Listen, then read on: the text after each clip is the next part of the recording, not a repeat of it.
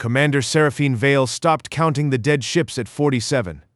The command deck ran on emergency light only, red and dim, and the display in front of her kept losing dots the way a wound loses blood. She had watched 300 vessels cross a line that wasn't supposed to matter. Now the line had teeth. "Recall order," someone said behind her. She didn't turn. Her claws had gone white against the console rail, the black scales on the back of her hand catching the red light like wet stone. 47 seconds. That was the number the ship's clock gave her when she finally looked. 47 seconds since the first mine went off, and already the High Marshal's flagship was a smear of debris spreading across the corridor like ink in water. She played the human transmission again, third time, then a fourth. "To the Draken Scout Flotilla, the threshold is closed. This is the only warning you will receive." 3 words repeated 3 times and nothing else. No threat behind it, no boast. Just a fact delivered the way you'd tell someone the sun was going to rise. Vale had read the old Valley histories as a cadet, back when reading them was still fashionable among officers who wanted to sound cultured at dinner. The histories talked about species that waited. She had always assumed waiting was another word for weak. She was starting to understand she'd been wrong, and the debris field kept growing while she figured that out. A junior officer's voice cracked over the comm, asking for orders that didn't exist anymore. Vale looked at the tactical display. 247 ships gone, 53 left, all of them turning, all of them running from an enemy that had never left its own border. She keyed the fleet channel. "All ships, stand down weapons. We surrender." Nobody argued. That told her more than the wreckage did. 3 days earlier, on a world with a black tower and no windows, the vote had already been decided before anyone spoke. The war spire on Korath Prime smelled like ozone and old certainty, and 800 meters overhead the ceiling disappeared into a darkness that had watched 67 worlds fall. High Marshal Kael'thor Draven stood on the obsidian floor, 4 amber eyes catching the torchlight, the left 2 clouded and dead from a burn 6 centuries old. In his hand he held a black iron baton with 67 scratches carved into it, one for every system his people had taken. He touched it to his forehead. He had done that 14 times before a campaign. He didn't think about why anymore. It was just what his hands did. "The Terran exclusion zone has stood for 311 years, Draven said, and his voice never rose, never needed to. 3 centuries of a border species hiding behind an empty line. I propose we test it." Near the back of the chamber, an old valley woman in pale robes rose slowly to her feet. "Elder Thessa," her hands shook though her voice did not. "I have watched 3 empires fall," she said, "each one for the same reason." They mistook silence for absence. Nobody looked at her. A few of the younger commanders smiled the way you smile at something harmless. The vote passed 1,243 to 8. Draven didn't wait for the ceremony to end before he was already moving toward the ships. On a cramped station at the edge of that same empty border, Fleet Admiral Kalen Vance was drinking coffee that had gone cold 8 hours ago and hadn't noticed. The threshold station wasn't much to look at, a supposed commerce checkpoint, small enough that you could walk its full length in under 2 minutes, smelling permanently of recycled air and burnt filters. Vance had commanded it for 17 days straight without leaving. He was 59 years old. He hadn't set foot on Earth in 14 years, and some mornings he genuinely couldn't have told you why. He kept a brass pocket watch in his vest pocket. It had been his father's. It ticked 47 times a minute, which happened to be the exact rhythm of the distress signal his father had sent from Epsilon Prime right before the signal stopped. Vance didn't wind the watch to check the time. He wound it to listen. Under his uniform, he wore a wool sweater his grandmother had knitted. He'd had it 31 years. It didn't fit well anymore. He wore it anyway. Lieutenant Commander Amara Singh hadn't slept in nearly 2 days, and it showed in the way she kept blinking too hard at her screen. A photograph of her 9-year-old daughter was taped to the corner of the console, half peeled at one edge from being touched too many times. "Admiral," she said, "Draken Scout Flotilla just crossed the outer marker. 300 ships. They're not slowing down." Vance set the coffee mug on the console without drinking from it. His face didn't move. Behind him, a vault door in the wall of his quarters clicked open with a code only he knew. He pulled out a folded piece of parchment, yellowed at the edges, and unfolded it with the care of a man handling something that could still burn him. 47 signatures ran across the bottom. He had read this document 31 times, once a year, always on this same date, the anniversary of his father's death. The final clause held 3 words, and he already knew them by heart, but he read them anyway. Then he folded it 3 times and put it back. "Wake the coalition," he said. Captain Marcus Webb rolled his left shoulder, an old habit from a training injury over 2 decades back, and leaned into the doorway of the command room. "They're not going to stop at the border, Admiral. You know that." "I know it," Vance said. Sergeant Mateo Torres touched a small leather pouch at his belt without seeming to notice he was doing it. Soil, from a farm in New Mexico that belonged to his grandmother. He'd carried it 18 years and never once explained why to anyone who asked. Chief Petty Officer Marcus Chen sat at the relay station with a chipped ceramic mug that read World's Okayest Space Explorer, sipping tea that had long since gone cold. Sergeant Elena Vasquez stood near the back wall, the coordinates of Earth tattooed across her forearm, visible where her sleeve had ridden up. She hadn't seen her family in 12 years. None of them looked frightened. "Send the message!" Captain Elena Webb, Communications, 39 years old, a child's crayon drawing of a house taped beside her station. Her daughter Lily's. That was the thing about a plan you'd rehearsed for over 20 years. By the time it mattered, your hands already knew what to do. Vance's terminal blinked. A single line of encrypted text waiting for his authorization. He didn't hesitate. Captain Webb. Though Lily was 12 now and hadn't drawn houses in years, keyed the broadcast to every frequency the Draken fleet could possibly be listening on. Her voice didn't shake. "To the Draken Scout Flotilla. The threshold is closed. This is the only warning you will receive." She repeated it once, twice, a third time, then silence. Somewhere behind that silence, 1,400 minds sat, waiting in the dark between Jupiter and the Threshold Station, seeded 17 days earlier by ships that had never once shown up on a Draken scanner. 40 human capital vessels sat hidden in the asteroid belt, running so quiet they barely showed up on their own sensors. They had been there 17 days. Nobody outside a very short list of names knew they existed at all. On the Draken flagship, High Marshal Draven listened to the transmission once and laughed. He turned to the officer beside him, Commander Seraphine Vale, 312 years old, ambitious and quietly uneasy in a way she hadn't yet found the words for.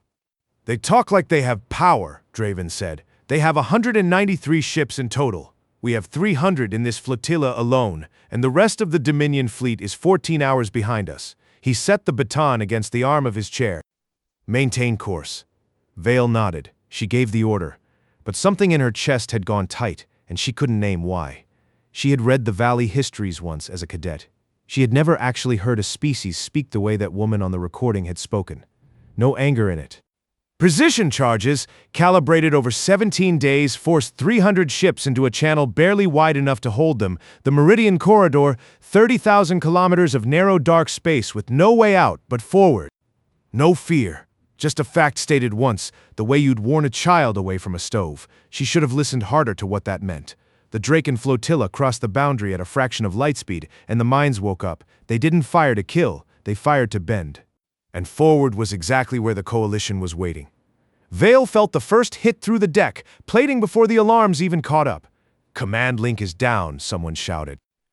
"We've lost the flagship's forward array." She was already moving toward the tactical station when the second wave hit, and the display in front of her began losing dots the way a wound loses blood. The forward array died in a shower of sparks that painted the command deck orange for half a second. Then nothing. Vale grabbed the rail and held on while the ship bucked under her. Around her, officers were shouting numbers that didn't matter anymore. Hull breaches, casualty counts, systems offline, and none of it changed what she could already see on the one screen still working. Ships were vanishing from the display in 2s and 3s, not because anyone had targeted them individually, but because the corridor itself had turned into a trap with teeth on every side. "Where's the High Marshal?" she said. Not a question, just words to fill the silence where an answer should have been. Nobody had one. She found her own way to the bridge cameras instead, patched a feed-through from a drone that was still transmitting. The flagship, Draven's flagship, the one with 67 scratch marks carved into a baton that was probably floating in vacuum right now, came apart the way a held breath finally lets go. No warning. No second explosion to punctuate it. Just there, and then debris. Vale didn't scream, she'd expected to, later thinking back on it. Instead, she felt something colder settle into her chest, something that had no good word in her own language, though the humans probably had one for it. She ordered every remaining captain to break formation and find their own path out. On the threshold station, Vance watched the same battle unfold from the other direction, and his face did not change even once. Singh's voice cracked as she called out the numbers. Chief Chen had abandoned his cold tea entirely, both hands on his console. Vasquez stood near the back with her arms folded, the Earth coordinates on her forearm hidden again under her sleeve, watching the tactical plot the way you'd watch a house you'd built finally hold up against a storm you weren't sure it could survive. Coalition ships report minimal losses, Singh said. 2 damaged. None lost. Vance nodded once. He didn't smile. He'd stopped doing that somewhere around the 10th year of waiting for this exact moment, and he found he didn't miss it. Webb rolled his bad shoulder again. An old habit that had nothing to do with pain anymore and everything to do with thinking. That's it, then. 23 years. Not yet, Vance said. Not until they stopped shooting. He was right to wait. On the far side of the corridor, 3 Draken captains, cut off from any chain of command, following instinct instead of orders, turned their remaining ships toward the mines instead of away from them, trying to force a path through by sheer weight of fire. The mines answered. 2 of the 3 ships didn't survive the attempt. The 3rd limped clear, trailing atmosphere from a hull breach that would kill half its crew before it reached open space. Vance watched it go without comment. There was nothing satisfying in it. There never had been, in 23 years of imagining this day, and he'd imagined it more times than he would ever admit to anyone. Far from the corridor, in a chamber that smelled of old parchment and older grief, Elder Thessa sat alone with her hands folded in her lap and listened to the reports come in over a channel she wasn't supposed to have access to anymore. Nobody at the conclave knew her name was on the Boundary Protocol Charter. That secret had been kept for 311 years, buried under a redaction so old most of the officials who'd approved it were dead. She had signed it as a young woman, barely past her first century, sitting across a table from 6 human diplomats who had looked so certain of something she herself had only begun to believe. Wait long enough, the humans had told her, and even the loudest empire runs out of reasons to keep shouting. She had signed, she had waited. She had spent 3 centuries watching the Draken Dominion swallow world after world, listening to her own people call her senile behind polite smiles, and she had never once told anyone what she knew was coming. Now it was coming, and she found she felt no triumph in it at all. Only the particular tiredness of someone who has carried a weight for so long that setting it down doesn't feel like relief, it just feels like absence. She thought briefly of the youngest signer at that table, a woman named Grace Whitfield, dead now for over 2 centuries, who had squeezed Thessa's hand after the ink dried and said, "Someone has to still be here when it matters. Promise me that's you." Thessa had promised. She had kept the promise for 311 years. She reached out and, for the first time since the vote 3 days earlier, opened a line to the threshold station. Vance took the call in the small side room he used for anything that wasn't meant for the whole crew to hear. "Elder," he said, "it's done, or nearly." "I know," Thessa said. Her voice was thinner than he remembered from the one time they'd met in person, years ago in a room with no windows and no clocks. "I felt I should tell you, now before it becomes history and stops being true. I signed that charter beside your predecessors. I have carried this longer than you have been alive." Vance was quiet for a moment. He'd known, in the abstract way you know a fact you've never had reason to think about closely, that a Valley signature sat on the charter. He hadn't known it belonged to a woman who was, at that very moment, sitting inside the enemy's own capital, watching her own people's fleet die from a warning nobody had believed. "Why tell me now?" he asked. "Because a warning only matters," Thessa said, "if someone survives to carry it home. I intend to make certain that someone does." The line went quiet. Vance sat with the pocket watch in his palm, not winding it, just holding it, feeling the small weight of it the way he had every day for 31 years. Back in the corridor, Vale had gathered what remained of her authority around a single working comm channel, and what remained wasn't much. 50-some ships, by her last count, out of 300 that had crossed the boundary less than a minute ago by any clock that still mattered. A young lieutenant, barely into his 2nd decade of service, patched through with a question that nobody wanted to be the one to ask. "Commander, orders." Vale looked at the wreckage on her display, at the space where an empire's certainty used to be, and thought about the 3 words that had started all of it. The threshold is closed. Not a threat, not a boast. Just a fact, and she had ignored it because she'd never once considered that a species could speak that plainly and still mean every word. "Ceasefire," she said. "All ships, ceasefire. We are done here." Nobody argued this time either. She noticed that. The way you notice the second time a bruise doesn't hurt as much as the first, not because the injury is smaller, but because you've already accepted it's there. The human transmission came again, once more unprompted, cutting through every frequency the surviving Draken ships still had open. To the Draken Scout flotilla, the threshold is closed. Just that. No demand for surrender. No gloating. The same 3 words, spoken with the same flat certainty as the first time, as if the outcome had never once been in question for the people who'd sent it. Vale found that more unsettling than anything else that had happened in the last minute. An enemy that gloated, she could have understood. An enemy that simply repeated the truth and waited for reality to catch up to it was something else entirely, and she didn't have a word for it yet. She would by the time this was over.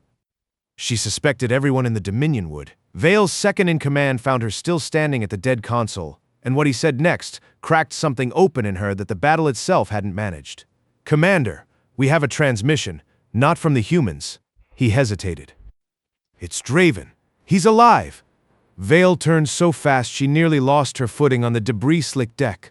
"Where?" "Escape pod. Drifting on the edge of the corridor." Weak signal, but it's him. For one strange second, hope moved through her chest like something physical, warm where everything else had gone cold. Then she caught herself.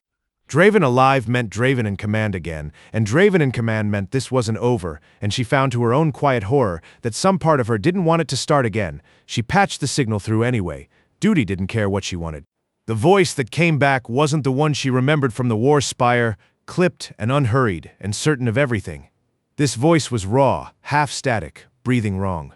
"Vale," Draven said, "status. 53 ships remain. High Marshal."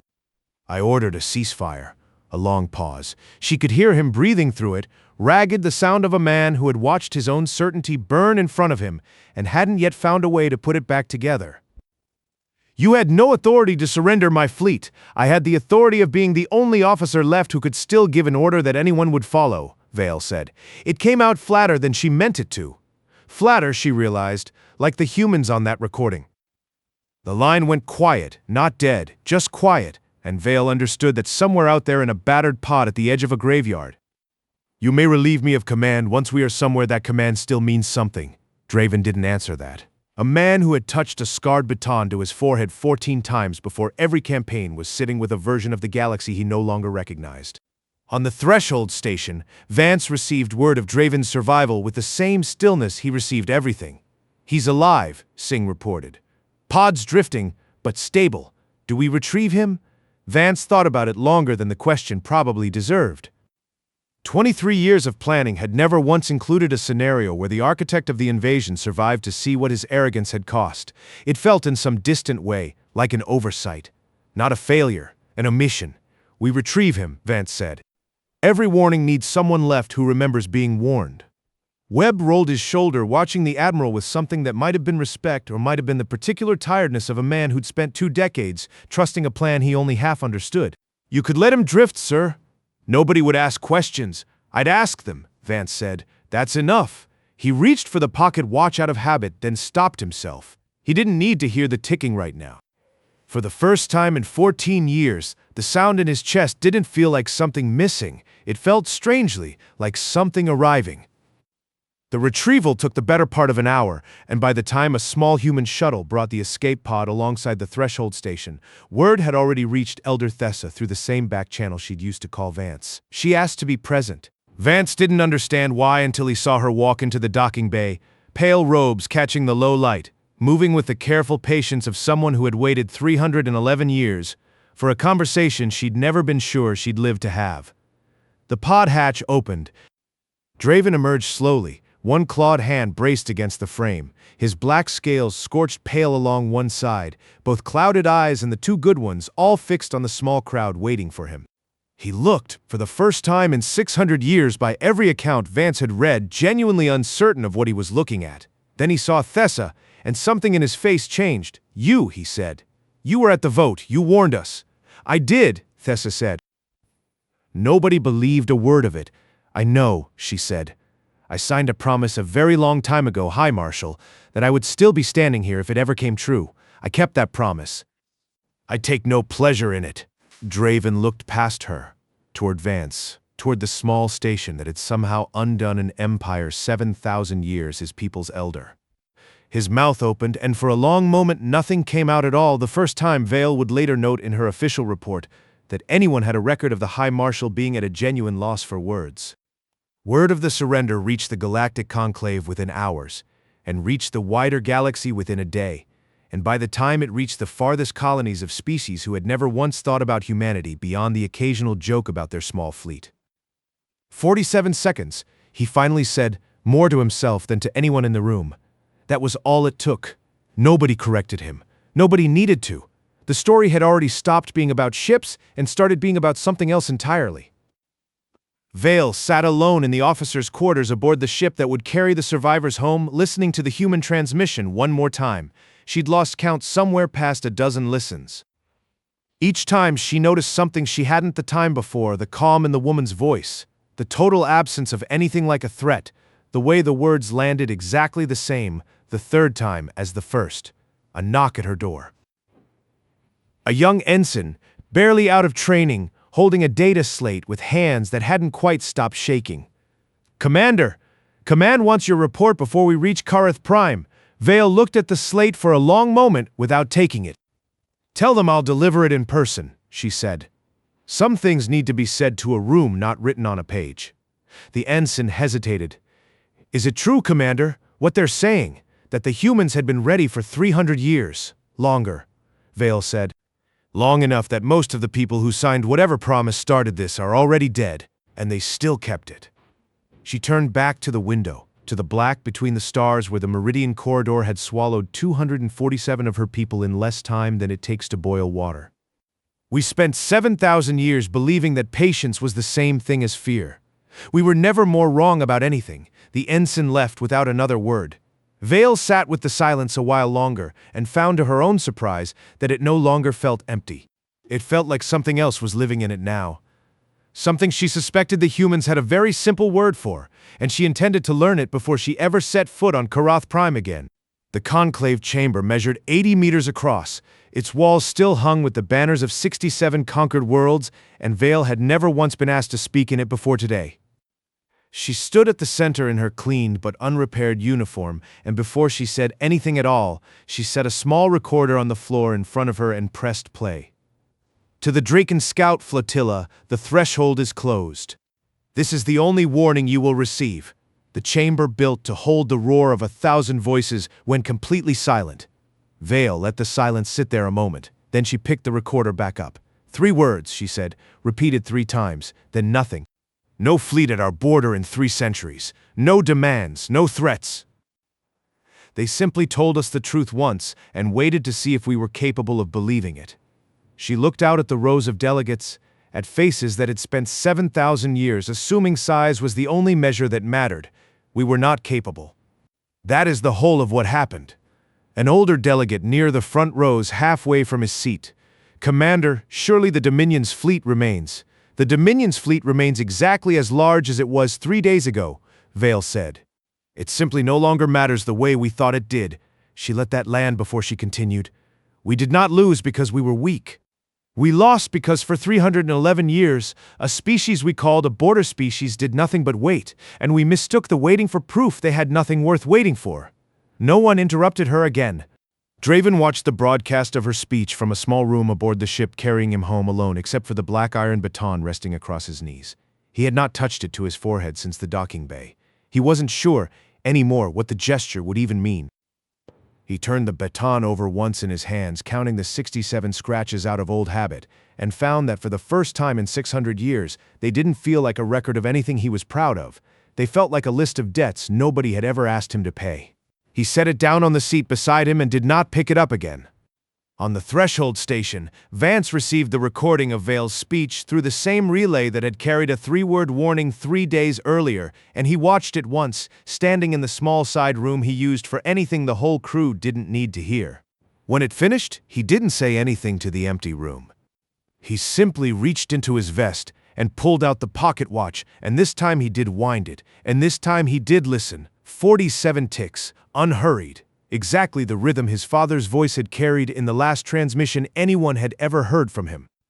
Webb found him there a few minutes later, leaning in the doorway with the same posture he'd had every day for 17 days straight. "It's over, sir," Webb said. "Not a question this time. It's over," Vance agreed. 23 years, Webb said again. "The way you repeat a number you still can't quite believe applies to something that's actually finished." Vance closed the watch and put it away. "Wake me if that changes." He went to the vault alone, later that night, station time meaningless this far from any sun that mattered.